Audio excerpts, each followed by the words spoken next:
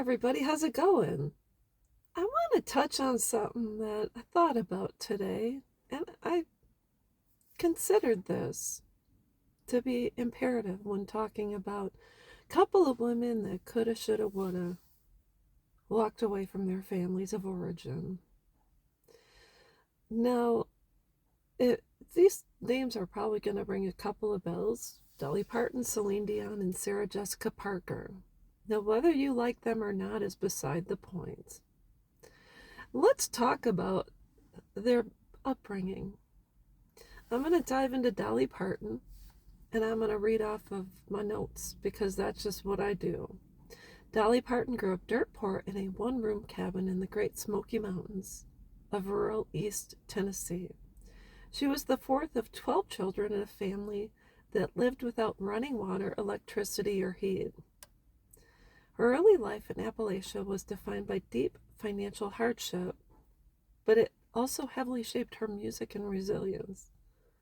When she was born in 1946, her father reportedly paid the delivering doctor with a sack of cornmeal because they had no money.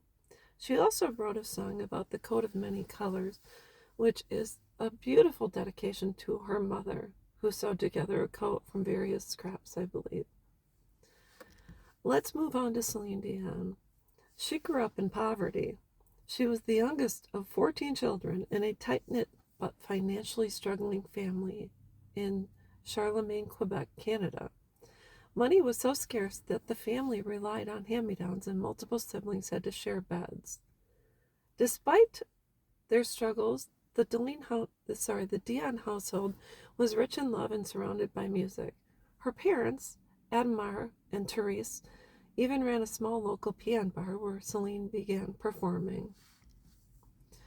Sarah Jessica Parker also grew up in a household with 7 siblings and faced significant financial hardship. Now, instead of continuing to frown, they turned that frown upside down. Each one of them. Not only that, Celine Dion revered her mother, calling her a hero. She credits her mother with writing her very first song and fostering her love of music. Therese was also known for her deep commitment to family, raising 14 children while ensuring their home was rich with love.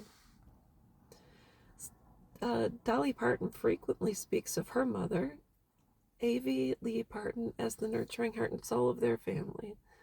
She deeply credits her mother for kindness, musical aspiration, and unwavering authenticity. So, if we're talking about women that coulda, shoulda, woulda walked away from their mothers, it would have been these 3. But instead, they took their hardships, their struggles, and their childhoods and made something of themselves. They used their pain to touch other people with song, and also Sarah Jessica with her acting. So when we have kids who were raised with the means to have a roof over your head, maybe your own bedroom, and get an education, have clean clothes, running water, a bathroom facility, etc., etc., I'm wondering what in the world happened.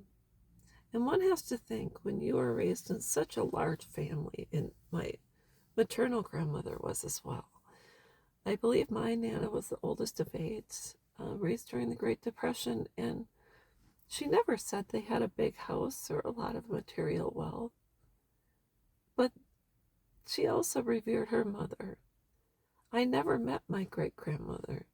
Why? Because she had dementia and Alzheimer's the last years of her life. But my grandma never complained. Also, my grandma went on to have 8 children, my mom being the oldest, and miscarried a couple. And not once did my mom or her siblings ever say anything negative about my grandmother. So maybe in larger families, when they had struggles and they had to survive and rely on one another, maybe that's why they had a certain amount of respect for the women that raised them. And that's the difference between then and now. So anyways, That's all I wanted to say. If your children say you were a terrible mother, it's probably not true. Because terrible mothers are rarely ever talked about by their children. In fact, a lot of abusive women have children that never leave because they're always looking for that unconditional love and acceptance. So think about it. They say something mean about you. Ugh, don't let it bother you. And that's all there is to it. I hope this helps, and I hope you have a great day.